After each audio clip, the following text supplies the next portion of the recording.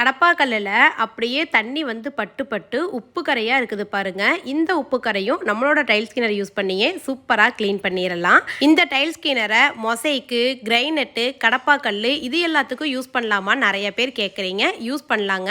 டைல்ஸை தவிர மற்ற இது மொசைக்கு, கிரைனட்டு, கடப்பாக்கல் இதுக்கெல்லாம் யூஸ் பண்ணும் பொழுது ஒரு அரை பாட்டில் டைல்ஸ் கிளீனர் கூட ஒரு 5 சொட்டு அளவுக்கு விம் லிக்விட் வந்து மிக்ஸ் பண்ணிக்கோங்க. நீங்கள் மிக்ஸ் பண்ணிட்டு நார்மலாக ப்ரஷ் வச்சு எல்லா இடத்துலையும் அப்ளை பண்ணி விட்டுட்டு பாத்திரங்கள் ஒரு ஸ்க்ரப் வச்சுருப்போம் பார்த்தீங்களா, அந்த ஸ்க்ரப் வச்சு தான் தேய்க்கிறேன். தேய்ச்சி கழுவும் பொழுதே எந்த அளவுக்கு உப்பு கரை வந்து போயிருக்குது பாருங்கள்.